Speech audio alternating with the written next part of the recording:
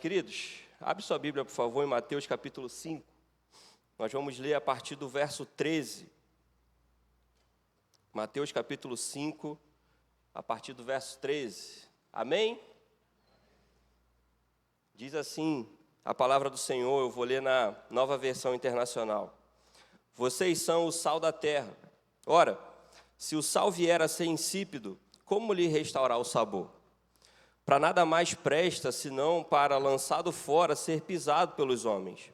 Vocês são a luz do mundo, e não se pode esconder uma cidade situada no alto de um monte. Nem se acende uma lamparina para colocá-la debaixo de um cesto, mas num lugar adequado, onde ilumina bem todos os que se encontram na casa. Assim brilhe também a luz de vocês diante dos outros, para que vejam as boas obras que vocês fazem e glorifiquem o Pai de vocês que está nos céus. Amém? Vamos orar? Senhor, nós te louvamos, Deus, porque o Senhor é bom e a sua misericórdia dura para sempre. Muito obrigado, Senhor, pela oportunidade que temos nessa manhã de louvar, de adorar o teu nome, mas também, Senhor, por meio da escola bíblica e agora por meio da sua palavra, poder ser ensinados pelo teu Santo Espírito. Que o Senhor possa abrir os nossos ouvidos espirituais, o nosso coração, a nossa mente, Senhor, possa ser iluminada pelo teu Santo Espírito, para que possamos entender e apreender aquilo que o Senhor tem para as nossas vidas nessa manhã. Nos abençoa, Senhor, para que somente o teu Santo Espírito fale conosco. Nós oramos assim em nome de Jesus. Amém. Amém, queridos? Queridos, o tema da nossa igreja anual é Refletindo a Graça de Deus. Esse é o tema que nós estamos trabalhando durante todo esse ano. E no mês de março, especificamente, o tema que nós estamos trabalhando é a graça que faz a terra se alegrar. E é o tema que a gente vai pensar nessa manhã. A graça que faz a terra se alegrar. Eu não sei o que vem na sua mente quando você pensa nessa frase. A graça que faz a terra se alegrar. E durante essa semana eu me peguei pensando sobre essa frase. A graça que faz a terra se alegrar. Talvez você nem tenha notado que seja algo que precise de reflexão. Geralmente a gente ouve um tema, ouve alguma coisa e a gente vai só no embalo da coisa, né? A gente só vai ali ouvir o que os pastores têm para ministrar nas nossas vidas, a escola bíblica, os professores e por aí vai. Mas se você talvez seja assim parecido comigo, que quando ouve alguma coisa, começa a pensar naquela coisa e refletir o porquê daquela coisa, o motivo daquela coisa, o que aquilo está querendo comunicar comigo, você talvez fique com essa inquietação quando ouve essa frase. A graça que faz a terra se alegrar. E aí eu pensei em várias coisas durante essa semana do porquê dessa frase. Por que a graça que faz a terra se alegrar? Por que é a graça que faz a terra se alegrar? E vários porquês surgiram na minha mente. E eu fui indo atrás de cada um deles, para entender essa frase. A graça que faz a terra se alegrar. E eu cheguei à conclusão de que somente uma pergunta importava de toda essa reflexão. Que é a seguinte pergunta: por que a terra precisa de alegria? Porque se a graça faz a terra se alegrar, significa que está faltando o que na terra? Alegria. Por que a terra precisa de alegria? E aí talvez agora você esteja pensando assim, Rodrigo, o que tem a ver graça, terra, alegria, sal da terra e luz do mundo? A gente vai tentar entender isso agora aqui de manhã. Porque uma das coisas que eu fiz foi buscar na Bíblia, né? Fui buscar na Bíblia, eu fiquei pensando e lembrando qual é o versículo, qual é o texto bíblico que fala que a graça faz a terra se alegrar. Alguém consegue lembrar de um versículo? Não, né? Sabe por quê? Porque não tem. Não tem na Bíblia um versículo que fale assim: a graça de Deus faz a terra se alegrar. Não de forma explícita. E aí eu fui para o Espírito Santo, falei, Senhor, o Senhor não ia inspirar o coração do pastor Márcio para definir um tema para a nossa igreja que não existe na Bíblia. E aí Deus falou para mim, mas existe, Rodrigo. Eu falei, não tem. Procurei até no Google e não achei. E aí Deus me levou para esse texto que nós acabamos de ler, Mateus 5, 13 a 16. É um texto extremamente conhecido da igreja, certo? Vocês são o sal da terra e a luz do mundo. A gente ouve isso desde pequenininho lá na classe mais infantil da EBD, né? E eu fiquei meditando e refletindo no Senhor como essas coisas se correlacionam, e é isso que eu vou tentar trazer para nós nessa manhã, para que o Senhor nos oriente. Então, eu fiquei voltando a essa pergunta: por que que a terra precisa de alegria? E aí eu comecei a lembrar do que aconteceu com a terra, desde o seu processo de criação, de formação, até os dias de hoje. E aí eu lembrei que em Gênesis 3, e aí é importante a gente entender isso, em Gênesis 3, a partir do verso 14, aconteceram algumas coisas. No Gênesis 3 é o capítulo em que a Bíblia narra a queda do homem, certo? A serpente vai até a mulher, e aí começa a questionar a mulher, leva a mulher a comer da árvore, o fruto da árvore do conhecimento do bem e do mal. A mulher come o fruto, oferece ao seu marido, o seu marido come o fruto, e aí a Bíblia diz que eles têm os seus olhos abertos.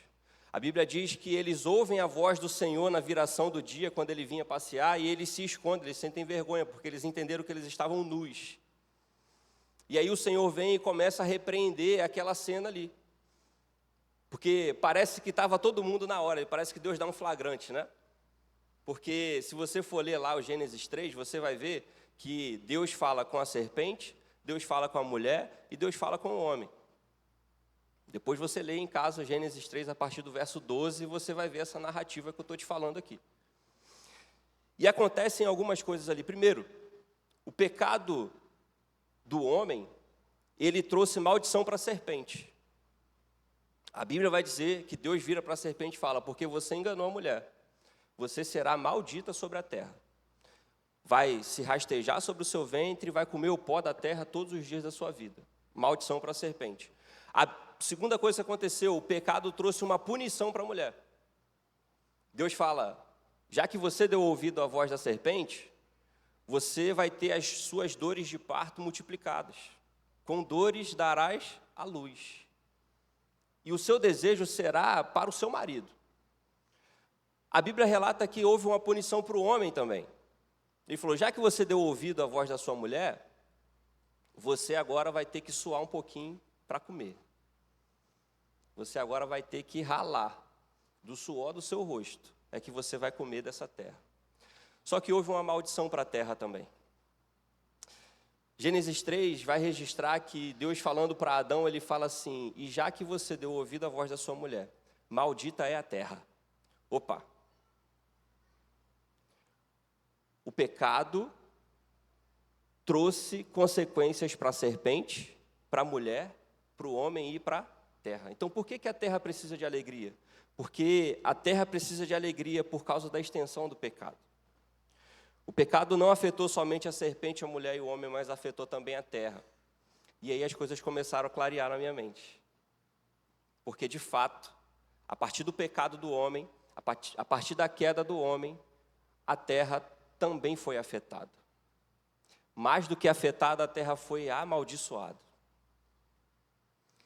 E aí, queridos, aquele que é amaldiçoado precisa ser regenerado, precisa ser justificado, precisa ser alegrado de alguma forma. E aí a gente vai começar a entender alguns conceitos para a gente começar a correlacionar esses textos. Eu não vou aqui ficar me atendo às palavras gregas, hebraicas ou qualquer coisa assim. Se você tiver com papel e caneta, você pode anotar. Eu vou dizer as referências bíblicas aqui do que a gente vai pensar e refletir, para que a gente entenda um pouquinho do que Deus está falando aos nossos corações. Gênesis 1, 26 e 27, a Bíblia fala para a gente qual é a forma essencial do homem, da criação do homem. Se você for ler a sua Bíblia em Gênesis 1, 26 e 27, vai mostrar um diálogo da Trindade. Ele fala assim: façamos, pois, o homem, a nossa imagem e a nossa semelhança. Então, qual é a essência do homem? Qual é a forma essencial do homem? É ser a imagem e semelhança do... Amém, queridos? Vocês estão aí comigo ou não? O homem foi criado para ser a imagem e a semelhança do Senhor. Gênesis 1, 26 e 27 fala isso. O homem foi criado para ser uma metáfora de Deus. O homem foi criado para ser uma metáfora de Deus. O homem foi criado para que quando o outro olhasse para ele, ele pudesse entender como era, ter uma ideia de quem era Deus. Certo ou não? Porque o homem foi criado à imagem e à semelhança do Senhor. Isso para que, quando o outro olhasse para nós, Deus pudesse ser glorificado pela sua criação. E nós pudéssemos ter uma ideia de quem Deus é, olhando para o outro. Então, quando eu olho para você e você olha para mim, nós deveríamos ter uma ideia de quem Deus é e como Ele é. Porque nós fomos criados à imagem e semelhança de Deus para revelar essa glória do Senhor onde quer que nós estejamos. Amém? Gênesis 2:7, a Bíblia vai dizer de qual material o homem foi criado. Se você olhar na sua Bíblia, Gênesis 2:7 vai dizer que Deus formou o homem do pó da onde? Da terra.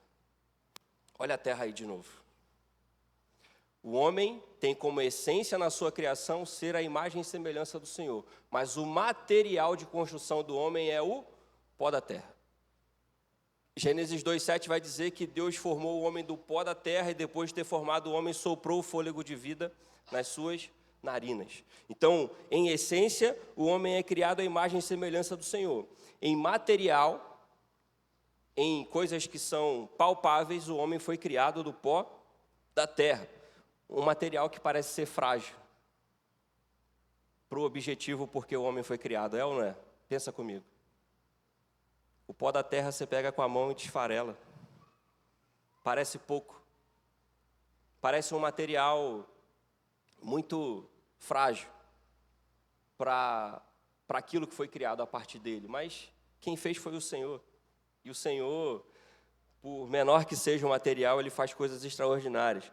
Logo, o homem foi criado para ser uma metáfora de Deus e o maior exemplar da criação.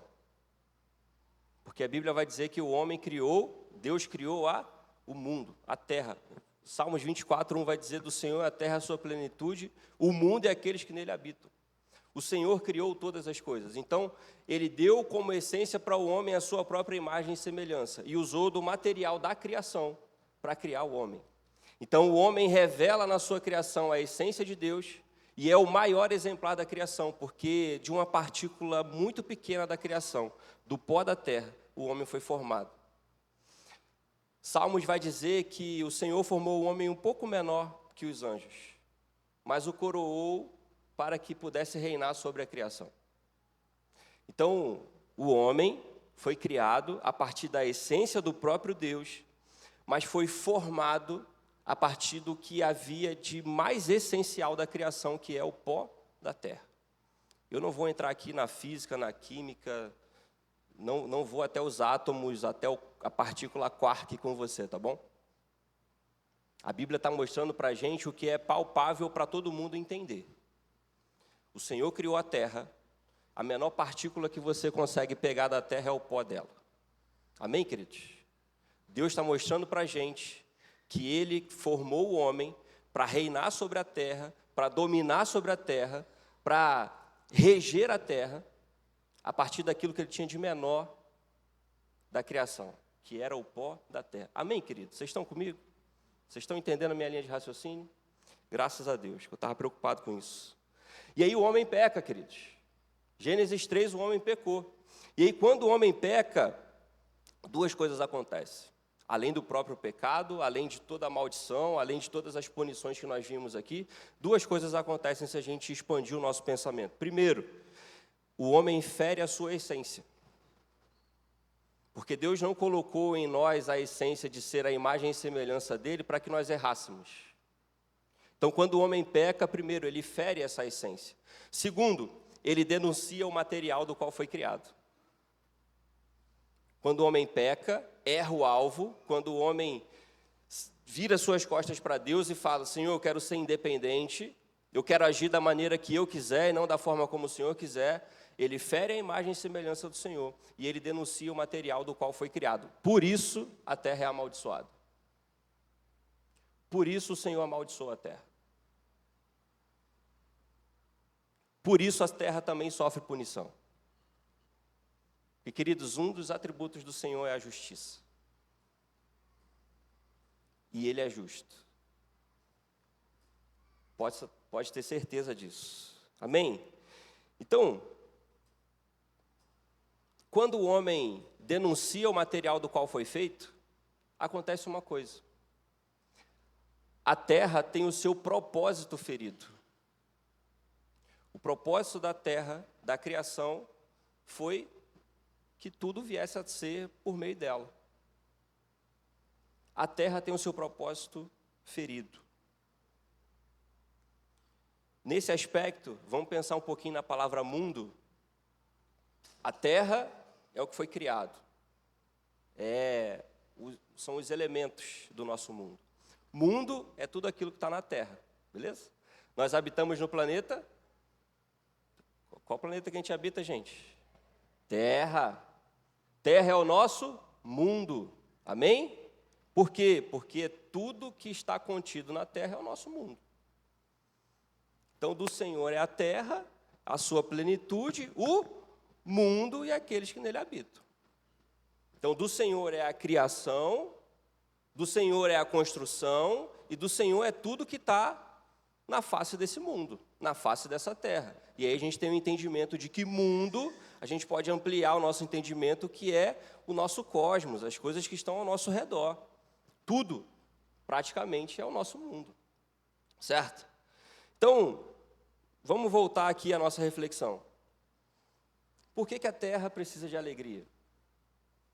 Agora que a gente entendeu os conceitos de criação, do homem, do Senhor, de material, de essência, agora que nós entendemos o que o pecado causou a essa criação, por que a terra precisa de alegria? Nós já vimos que a terra precisa de alegria porque ela foi amaldiçoada. A terra precisa de alegria porque ela deixou ou teve o seu propósito ferido. Algo ou alguém só pode encontrar alegria plena quando entende e coloca em prática o seu propósito. Deixa eu falar um negócio para você. Se você não está vivendo aquilo que o Senhor te formou para ser e viver, você não tem alegria plena, porque você não está cumprindo o seu propósito. Rodrigo, mas eu sou feliz na minha família, eu sou feliz na minha casa, eu sou feliz no meu trabalho. Amém, querido. Glória a Deus, dá glória a Deus por isso. Mas existe uma alegria, existe um sentimento de paz que excede o nosso entendimento, que nós só encontramos na pessoa do Cristo quando nós colocamos em prática aquilo que o Cristo quer que a gente faça. Amém, queridos? João 13,17 vai falar isso. Bem-aventurado serás, quando entendendo essas coisas, as colocar em prática. É o próprio Cristo que está falando isso para a gente. A alegria que o Senhor tem para nós a encontramos na nossa caminhada na face da terra, quando nós nos entregamos a fazer aquilo que Ele quer que a gente faça. A terra perdeu esse propósito, porque o homem denunciou o material do qual fora criado, por meio do pecado.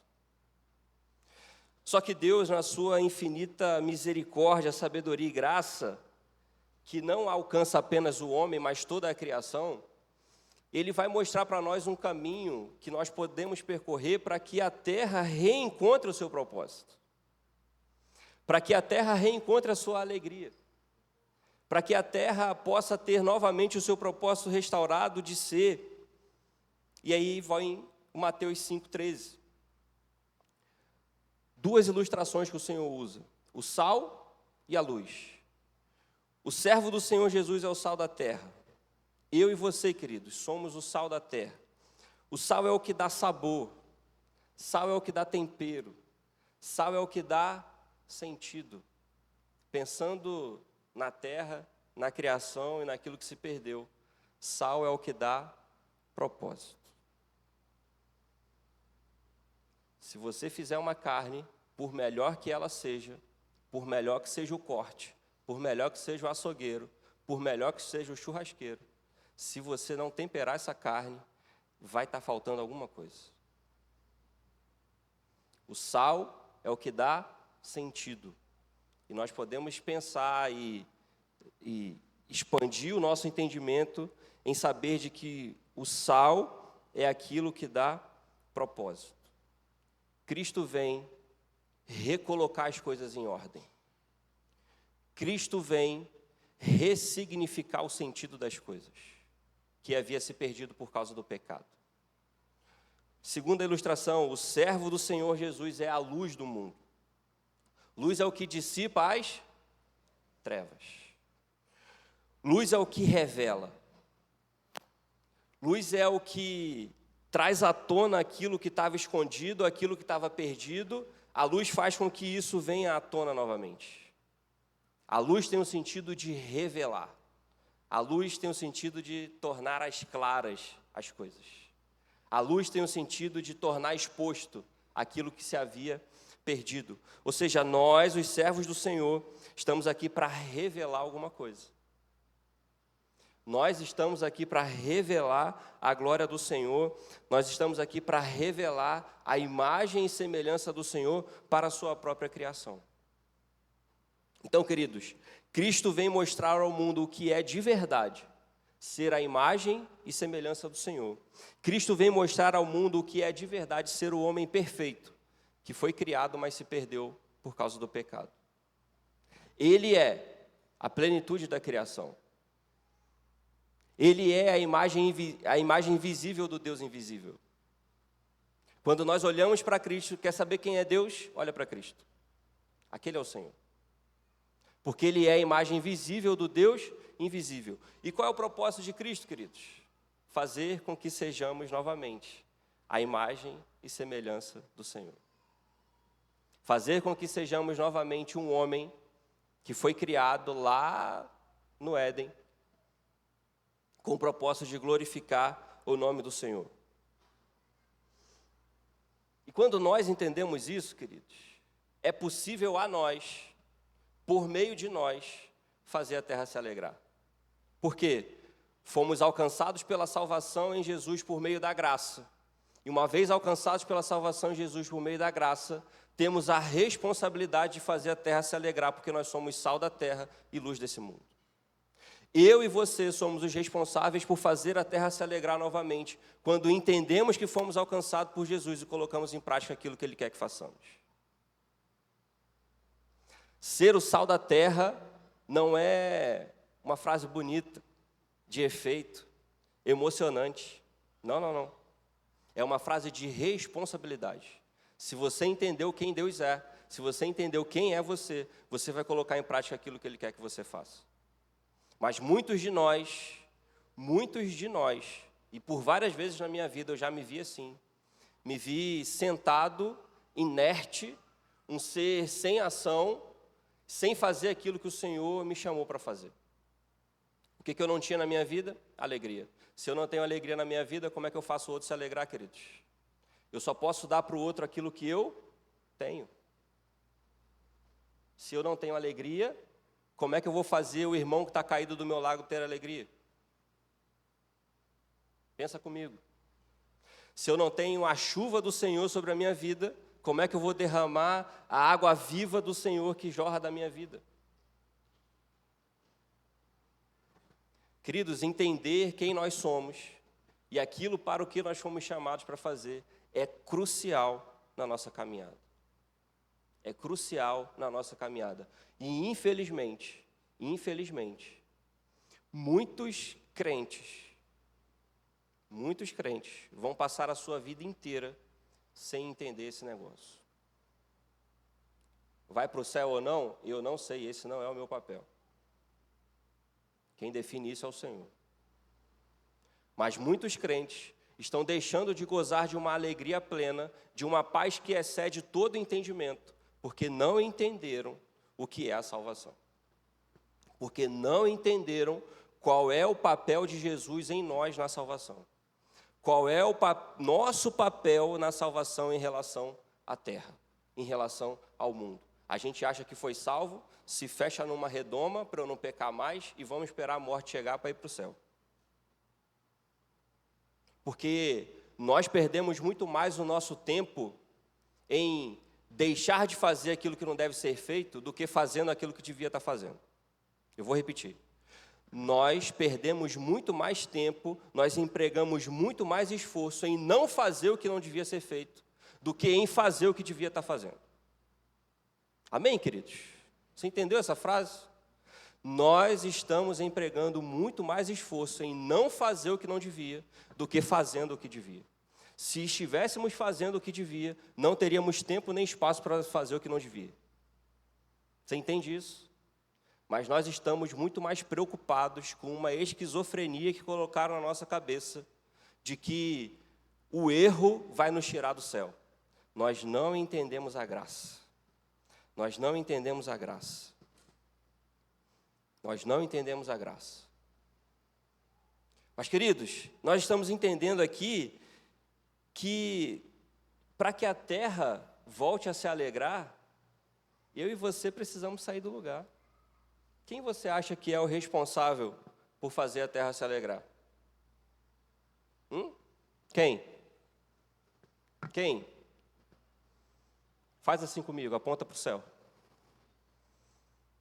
Vou responder para vocês quem é o responsável por fazer a terra se alegrar. Aponta para o céu, olha para a ponta do seu dedo.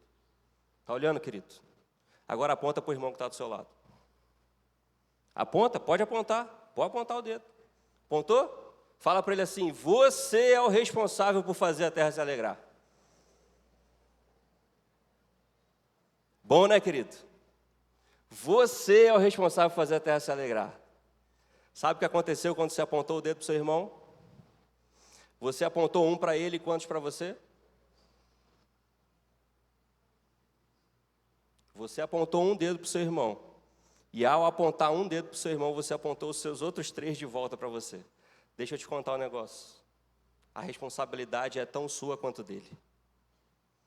A responsabilidade é tão minha quanto sua. Fazer a terra se alegrar é a minha e a sua responsabilidade.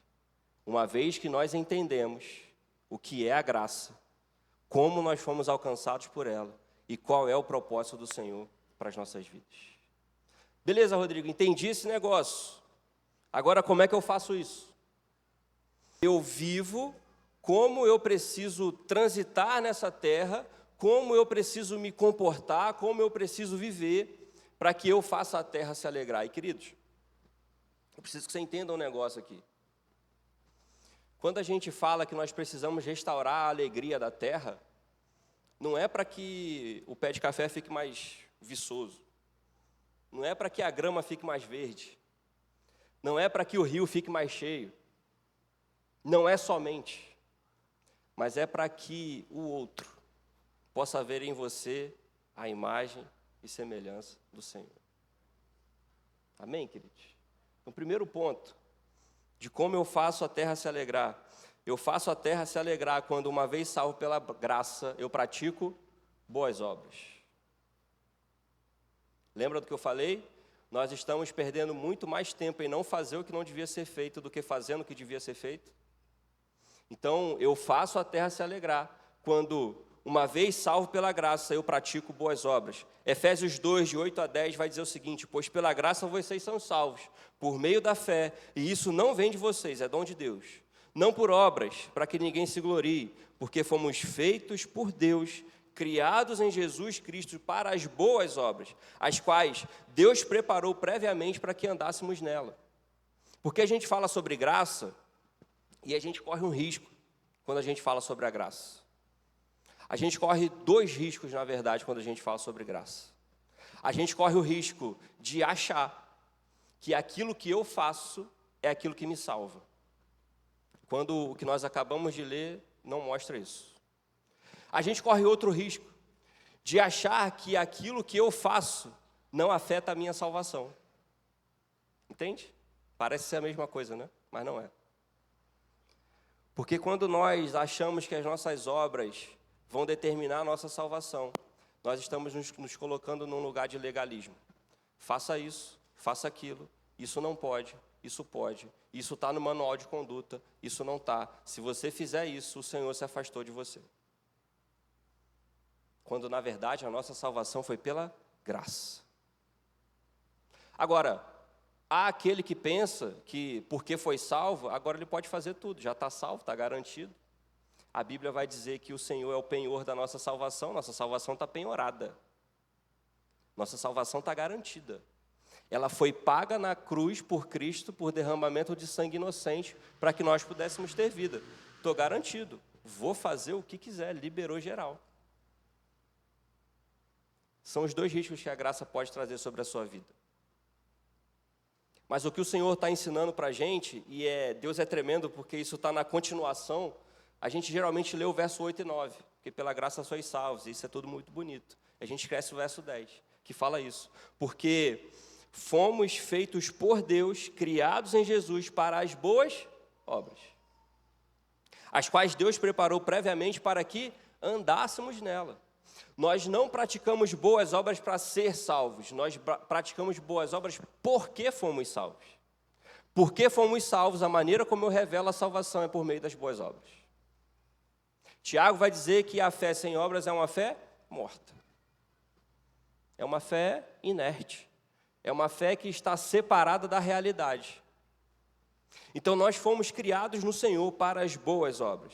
Nós não praticamos boa obra para ser salvo, mas nós praticamos as boas obras porque nós fomos salvos. Filipenses 2:12, Paulo vai dizer, vai nos exortar para nós colocarmos em prática a nossa salvação com temor e tremor, sabendo que é Deus quem opera em nós, tanto o querer como o praticar, segundo a sua boa vontade. Rodrigo, como é que eu pratico boas obras? Cumprindo aquilo que Ele quer que você cumpra. Como é que você descobre isso, queridos? Pergunta para Ele. Rodrigo, é fácil assim? É. Mas nós temos medo de perguntar para o Senhor o que Ele quer de nós. Nós temos medo, querido, e devíamos ter mesmo. Porque Paulo está exortando a gente a colocar em prática a nossa salvação com temor e tremor. Porque geralmente, quando a gente pergunta para o Senhor o que Ele quer de nós, é bem diferente daquilo que eu queria. Já foi assim com você? Diz amém? Pouca gente falou amém, porque tem pouca gente perguntando o que o Senhor quer. É ou não é? É ou não é? E a gente está dando cabeçada por aí, sem saber por quê. Porque nós não estamos fazendo a pergunta crucial para aquele que pode responder a pergunta de fato e de verdade. Senhor, o que o Senhor quer da minha vida? A gente não tem a coragem que Isaías teve, de dizer para o Senhor, eis-me aqui, Senhor, envia-me a mim. A gente não tem essa coragem. Eu não estou falando de você não, tá, querido? Eu estou falando de mim também. Porque sair do lugar de conforto é difícil. É difícil. E geralmente é isso que Deus tem para nossas vidas, nos tirar do lugar de conforto, para nos colocar no lugar de alegria. Consegue entender isso? A gente quer ser alegre com conforto. Deixa eu te falar um negócio. Eu não sei na sua vida, mas eu não consigo enxergar muito essa relação, não. Não consigo enxergar muito essa relação, não. Porque o meu Senhor, aquele que veio para a terra morrer no meu lugar, o que Ele encontrou foi uma cruz. Coroa de espinho na cabeça, chicotada no lombo, cusparada na cara. Foi isso que Ele encontrou. Era confortável isso, Clino? Acho que não. Também acho que não. Mas a oração do Senhor para o Pai foi o quê? Senhor, se possível, afasta de mim esse cálice. Todavia seja feita a sua vontade. E o que aconteceu com ele? 3 dias depois, ressuscitou. O seu propósito foi cumprido. Mas nós não estamos perguntando para o Senhor o que o Senhor quer de nós. Mas a gente precisa lembrar que o Deus que comissiona é o Deus que sustenta. O Deus que dá o cavalo é o Deus que dá o pasto. O Deus que manda a gente ir estará conosco todos os dias até a consumação dos séculos. Amém, queridos? Mas a gente não quer o Senhor junto com a gente, porque o Senhor junto com a gente vai tirar a gente da zona de conforto. A gente quer as bênçãos. A gente quer que o Senhor derrame bênçãos sobre nós. A gente quer que o Senhor derrame a chuva, como nós cantamos aqui. É bonito, a gente se emociona, o Espírito Santo de Deus fala no nosso coração. Mas para que você acha que o Senhor vai derramar chuva na sua vida, meu irmão? Você pegar um resfriado? Ele vai derramar chuva sobre a sua terra, para que a sua terra seja uma terra fértil. Se você não tem no seu coração a intenção de ser uma terra fértil no Senhor, lamento te informar, a sua vida vai ser uma vida de sequidão, porque o Senhor não gasta recurso com aquele que não quer a presença dele. A economia do reino é totalmente contrária à nossa economia, a economia do homem. O Senhor não gasta recurso com aquele que não quer fazer a vontade dele. Se você está cantando aqui nessa manhã, derrama, Senhor, a sua chuva, vem sobre nós, mas você não tem a intenção de ser uma terra fértil no Senhor, a chuva vai cair do seu lado esquerdo, a chuva vai cair do seu lado direito, a chuva vai cair na frente e atrás de você, e você não vai ser alcançado por ela. Porque o Senhor não gasta recurso à toa. O Senhor não gasta recurso à toa. Queridos, como é que eu posso entender então quais são as boas obras? Efésios 4. Efésios do capítulo 4, a partir do verso 17 até o capítulo 5, verso 2, Paulo está dando ali uma lista de coisas que a gente deveria fazer. Paulo está dando ali a lista das boas obras. Anote aí na sua Bíblia, anote no papel, no seu celular, chega em casa você lê. Paulo vai falar, olha, vocês que agora aceitaram a Jesus, vocês não devem mais andar como os ímpios, na concupiscência do seu pensamento. Aquele que roubava, não roube mais. Aquele que mentia, não minta mais. Vocês não devem mais andar como os loucos desse mundo, porque os loucos desse mundo procuram as coisas desse mundo, mas vocês devem andar como sábios, remindo o tempo, porque os dias são maus. Mas nós queremos andar de carro zero. Nós queremos andar de roupa de marca. É assim que a gente quer andar, Senhor. A gente não quer andar como sábio. A gente quer andar como rico. A gente quer andar mostrando para os outros uma coisa que nós não somos, para alguém que a gente não gosta. Mas o crente do Senhor faz a terra se alegrar quando coloca em prática as boas obras. E aí vem a pergunta para a nossa reflexão. Você tem praticado as boas obras ou acha que a graça te fez um ser inerte? Se você acha que a graça te alcançou para que você ficasse dentro de uma bolha, para que dentro dessa bolha não errasse mais, e aí você entende que essa bolha às vezes é a igreja. Se eu for para a igreja, está tudo certo, se eu não for, está tudo errado. Se você acha que isso é a graça, você está barateando a graça. Porque o que nos alcançou foi a graça, mas não foi de graça. Teve um alto preço que foi pago naquela cruz por mim e por você. Segunda forma, como eu faço a terra se alegrar. Eu faço a terra se alegrar quando a minha vida leva o outro a glorificar a Deus. E aí nós voltamos para Mateus 5. Mateus 5,16, a Bíblia diz, Jesus fala assim para nós, assim brilhe também a luz de vocês diante de quem, queridos? Dos outros. Para que vejam as boas obras que vocês fazem e glorifiquem o Pai de vocês que está nos céus. Quem é que vai glorificar o Pai quando olhar a boa obra em mim? Quem? O outro, querido. É o outro. O outro glorifica o Pai quando olha para mim e vê a prática da boa obra na minha vida. A Bíblia vai dizer que sem santificação ninguém verá Sem santificação ninguém verá a Deus. E aí a gente acha que nós devemos nos santificar para que nós vejamos ao Senhor. Amém, queridos, é por aí. É por aí. Mas a Bíblia também está dizendo nessa frase que sem santificação ninguém verá o Senhor. Nem eu que me santifico, que não me santifico, nem o outro que olha para mim. Quem as pessoas estão enxergando quando olha para você? Quem? A pergunta que eu faço para mim é, quem as pessoas enxergam quando olham para o Rodrigo? Elas veem o Rodrigo ou elas veem ao Senhor? Porque se estiver vendo mais do Rodrigo, tem coisa errada. Se estiver vendo mais do Rodrigo do que do Senhor, minha trajetória precisa ser corrigida. Eu preciso evidenciar a graça que me alcançou por meio das boas obras para que o outro olhe para mim e glorifique a Deus. Queridos, aquilo que a gente faz na presença do Senhor com o propósito que Deus colocou sobre as nossas vidas, tem a capacidade de fazer o ímpio louvar o Senhor.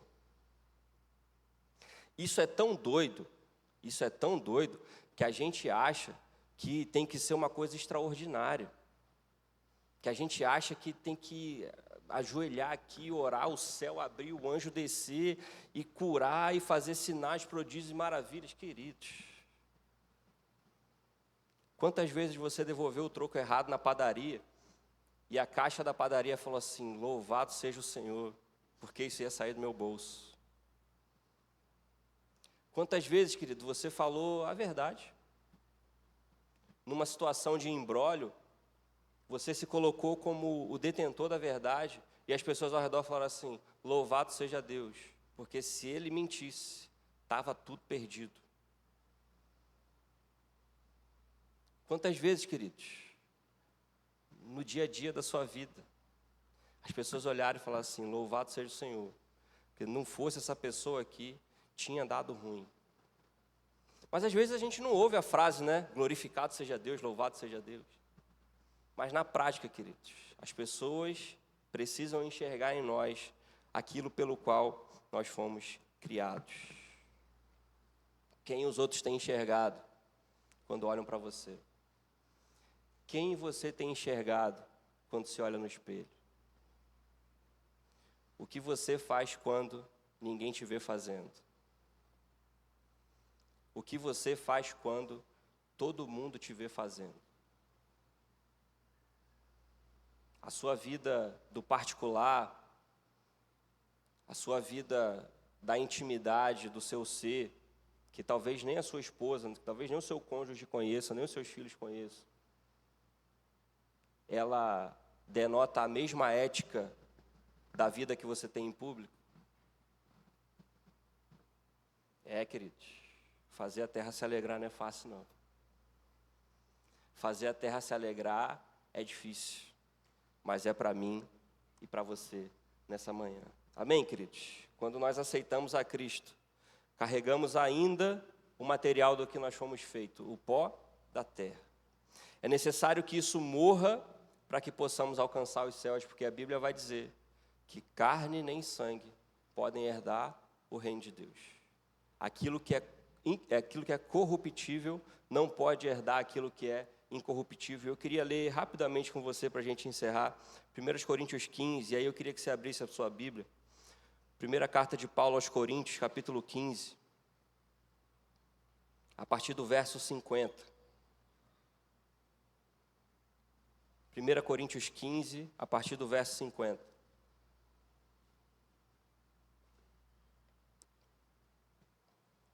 Amém? Diz assim a palavra do Senhor: irmãos, eu lhes declaro que carne e sangue não podem herdar o reino de Deus, nem o que é perecível pode herdar o imperecível. Eis que eu lhes digo um mistério: nem todos dormiremos, mas todos seremos transformados. No abrir e piscar de olhos, ao som da última trombeta, pois a trombeta soará, os mortos ressuscitarão incorruptíveis e nós seremos transformados. Pois é necessário que aquilo que é corruptível se revista de incorruptibilidade, e aquilo que é mortal se revista de imortalidade. Quando, porém, aquilo que é corruptível se revestir de incorruptibilidade, e aquilo que é mortal de imortalidade, então se cumprirá a palavra que está escrita: a morte foi destruída pela vitória. Onde está, ó morte, a sua vitória? Onde está, ó morte, o seu aguilhão? Porque o aguilhão da morte é o pecado, e a força do pecado é a lei. E aí eu queria que você prestasse bastante atenção no verso 58, que Paulo vai dizer assim: por isso, meus amados irmãos, sede firmes e constantes, sempre abundantes no Senhor, sabendo que o vosso trabalho no Senhor não é vão. O convite de Paulo para nós, aqueles que receberam o Senhor, aqueles que foram revestidos de incorruptibilidade, é: sejam firmes, constantes e abundantes na obra do Senhor, porque no Senhor o seu trabalho não é vão. Agora, se você está trabalhando para outro Senhor, aí já é com você, beleza? Mas o Senhor tem para cada um de nós uma obra onde nós precisamos ser firme, constante e abundante. Quando nós entendemos isso, nós fazemos a terra se alegrar. Porque quando nós entendemos isso e colocamos em prática, o outro olha para a nossa vida e fala assim: ali vai um homem do Senhor, ali vai uma mulher do Senhor, ali vai um adolescente, um jovem, uma criança do Senhor, porque entendeu que a salvação que alcançou aquela vida é a salvação que faz a gente se movimentar nessa terra, e nesse movimento nós espalhamos a alegria, nós espalhamos a chuva, nós espalhamos aquilo que o Senhor tem derramado sobre as nossas vidas. Amém, queridos? Então, quando pensar a graça que faz a terra se alegrar, fala assim: a responsabilidade é minha. Bate no peito e fala: dá em mim que eu resolvo. Porque a maneira como eu vivo glorifica ao Criador. Amém, queridos? Pastor Davi, chega para cá, vamos orar. Para que o Senhor confirme essa palavra no nosso coração. E eu queria que você orasse com um pensamento. Queria que você orasse nessa manhã com uma verdade no seu coração, para que algo venha a ser verdade no seu coração. Primeiro, que a responsabilidade é minha. Fale isso para você: Senhor, a responsabilidade é minha. Segundo, eu quero que você pense: qual é a sua terra? Qual é a terra que você precisa fazer se alegrar? Porque talvez seja a terra da sua família, talvez seja a terra do seu trabalho, talvez seja a terra da sua vizinhança, talvez seja Manhuaçu, talvez seja Minas Gerais, não sei. Mas peça ao Senhor para lhe mostrar a terra que você precisa fazer alegrar nessa manhã, a partir da sua vida.